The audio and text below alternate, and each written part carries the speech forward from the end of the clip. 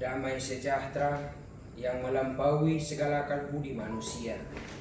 Itulah kiranya memelihara hati dan pikiranmu di dalam Kristus Yesus Tuhan kita.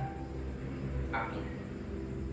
Saudara-saudaraku yang terkasih di dalam Kristus Yesus, firman Tuhan bagi kita dalam ibadah Jumat Agung tertulis dalam Injil Matius pasal 27, dimulai dari ayat 45 hingga ayat 56. Kami bacakan di dalam nama Tuhan.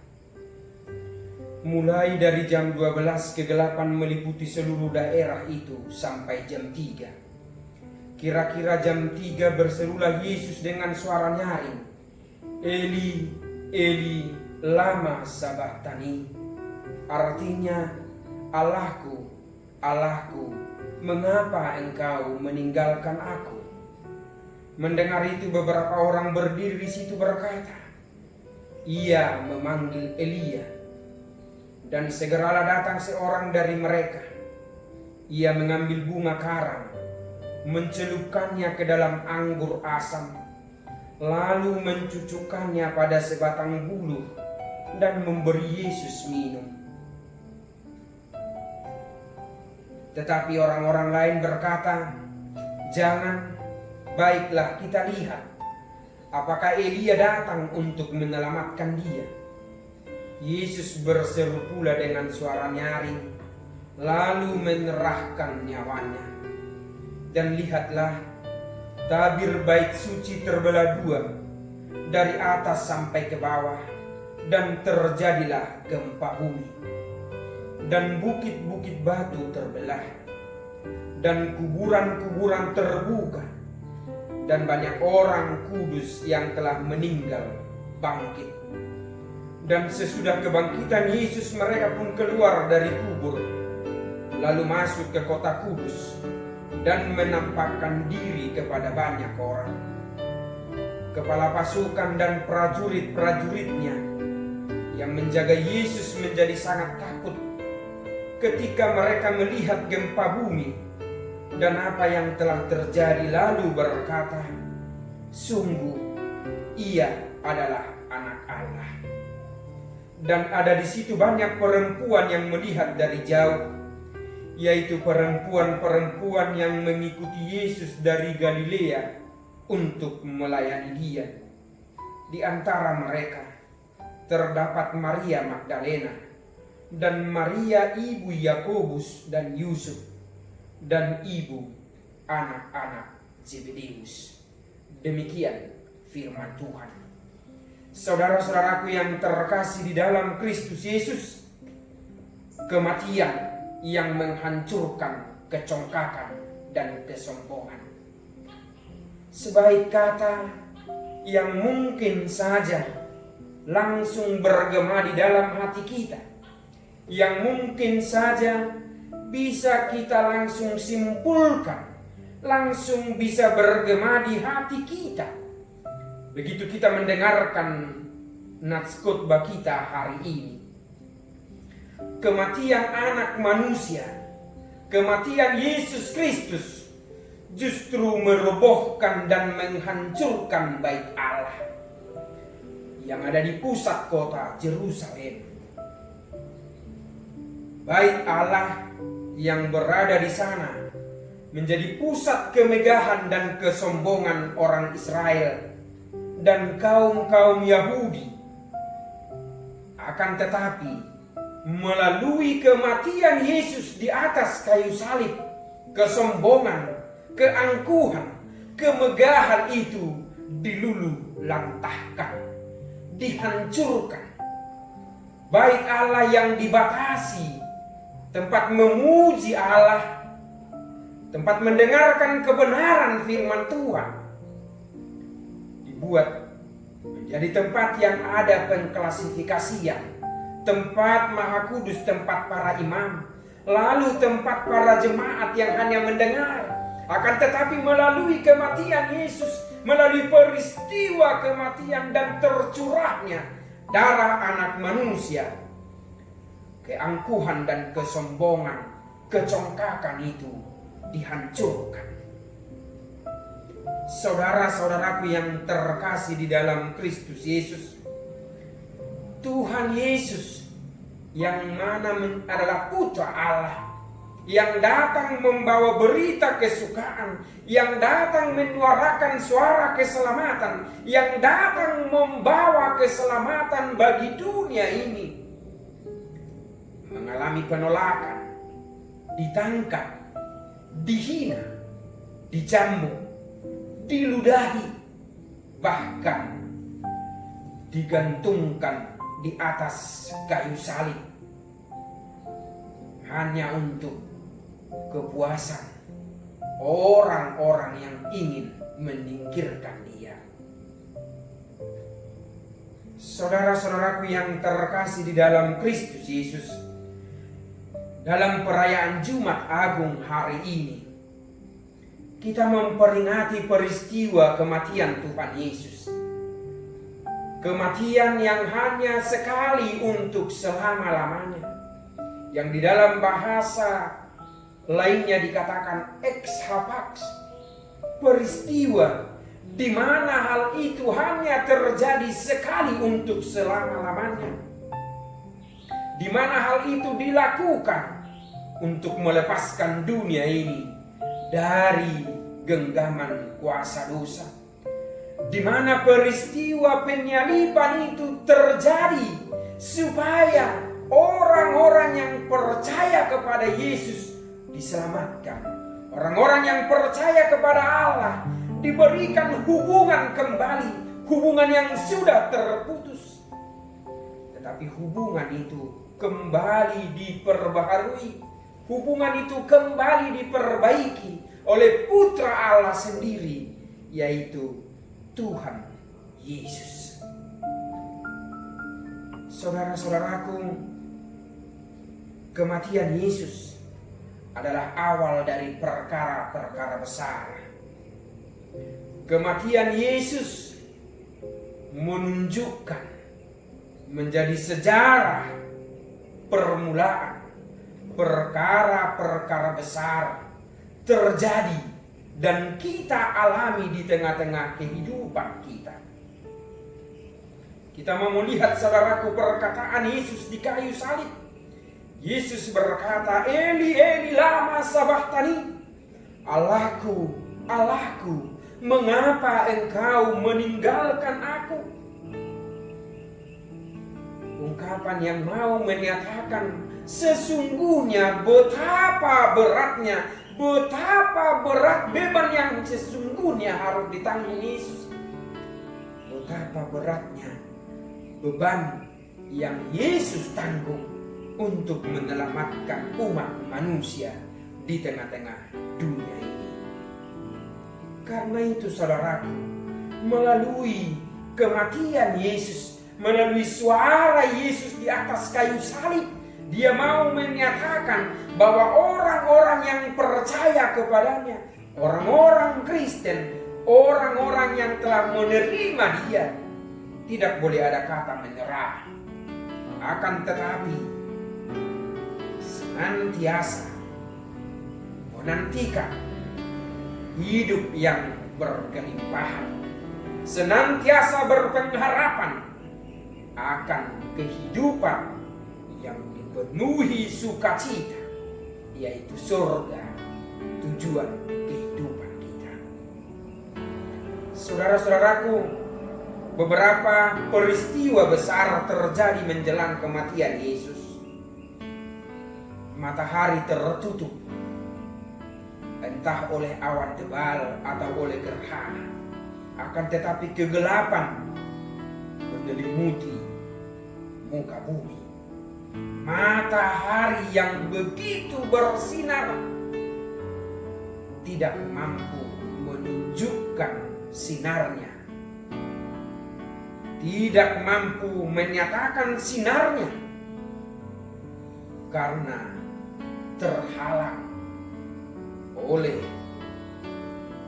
tingkah laku manusia yang telah menolak, yang telah menyalibkan Sang Mesias, Putra Allah. Saudaraku, ada beberapa hal yang terjadi pada saat itu. Peristiwa yang terjadi ketika itu, peristiwa besar yang ditunjukkan oleh Allah, tetapi bukan hanya oleh Allah, akan tetapi tabir bait suci terbelah dua dari atas sampai ke bawah. Ini menandakan bahwa jalan menuju kepada rumah Allah, bahwa jalan menuju kepada keselamatan itu terbuka lebar dengan kematian Tuhan Yesus. Jalan yang dahulu terhalang oleh tabir itu sekarang tidak lagi. Jalan yang dahulu dibatasi itu oleh keangkuhan dan kecongkakan manusia itu sendiri sekarang sudah disingkapkan, sudah dibukakan. Kemudian gempa bumi yang begitu dahsyat, bahkan kuburan orang-orang kudus terbuka, terbelah. Sebuah peristiwa yang luar biasa, sebuah perkara yang luar biasa yang terjadi. Akan tetapi peristiwa itu mau menyatakan bagaimana putra Allah mengerjakan tugas penebusan untuk menyelamatkan umat manusia. Saudara-saudaraku, peristiwa Golgota adalah peristiwa sejarah mengubah kehidupan manusia. Dengan adanya peristiwa di Golgota, dengan peristiwa kematian Tuhan Yesus yang menyelamatkan, kematian Tuhan Yesus yang memulihkan, kematian Tuhan Yesus yang menyembuhkan, memberikan pengharapan baru di tengah-tengah kehidupan manusia, memberikan pengharapan baru bagi setiap orang yang percaya. Di atas Kalvari, Yesus telah membayar harga dosa manusia. Ia yang sesungguhnya tidak mengenal dosa. Ia sesungguhnya yang sempurna, rela dikutuk, dituduh, difitnah, menderita, mencurahkan darahnya seperti domba sembelihan, supaya kita dapat dibebaskan dan diselamatkan, supaya kita memperoleh keselamatan, supaya dosa-dosa kita diselesaikan, sehingga kita berhak memperoleh keselamatan itu sendiri. Dalam 2 Korintus 5 ayat 21 dikatakan, Dia yang tidak mengenal dosa telah dibuatnya menjadi dosa karena kita, supaya dalam Dia kita dibenarkan oleh Allah. Saudaraku yang terkasih di dalam Kristus Yesus, kematian Yesus adalah bukti bahwa Yesus adalah Allah. Mengapa melalui kematian Yesus, hal itu menjadi satu bukti nyata bahwa Dia adalah Allah. Kita lihat di ayat yang ke-54. Kita baca ayat 54, saudaraku. Kepala pasukan dan prajurit-prajuritnya yang menjaga Yesus menjadi sangat takut ketika mereka melihat gempa bumi dan apa yang telah terjadi. Lalu berkata, sungguh Ia ini adalah anak Allah. Pernyataan itu, saudaraku, ungkapan para kepala prajurit dan pasukan prajurit bala tentara itu yang menyatakan bahwa Yesus adalah anak Allah. Justru mereka yang sangat membenci Yesus, justru mereka yang telah menyerang Yesus, justru mereka yang telah mencambuk Yesus, meludahi, mampu berkata, mampu bersuara, mampu memberitakan, sungguh kematiannya dahsyat. Orang ini adalah anak Allah. Saudara-saudaraku yang terkasih, dia mati untuk kita. Dia mati oleh karena dosa-dosa kita. Dia mati karena pelanggaran-pelanggaran dunia ini. Dia harus disalibkan. Dia harus menderita supaya setiap orang yang percaya diselamatkan.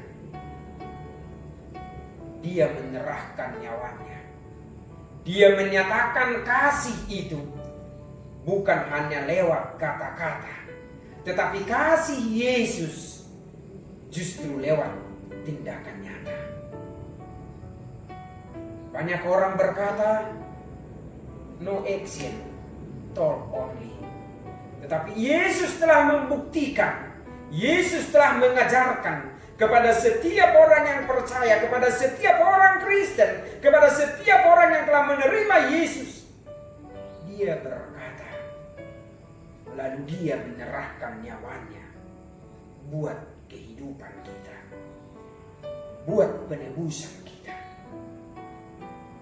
Jika demikian, saudaraku, jika Yesus begitu mengasihi kita, jika Yesus begitu peduli dengan kita, jika Yesus begitu menyayangi kehidupan kita, hari ini dengan iman bangkitlah dan berkatalah, saya percaya bahwa Engkau adalah Tuhan di atas segala Tuhan dan Raja di atas segala raja.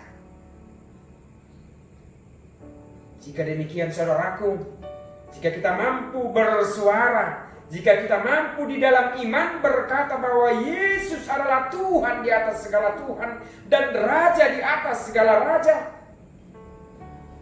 berarti bagaimanapun dahsyatnya, bagaimanapun kuatnya pengaruh virus corona menggorogoti keadaan nyaman kita selama ini, menggorogoti dan mengganggu kita beribadah di tengah-tengah gedung gereja saat ini, bahkan menggorogoti dan membuat pembatasan bagi kita dalam bersosialisasi, menghalangi kita untuk saling bersua dan berjabat tangan, bahkan membuat kehidupan kita terpuruk saat ini.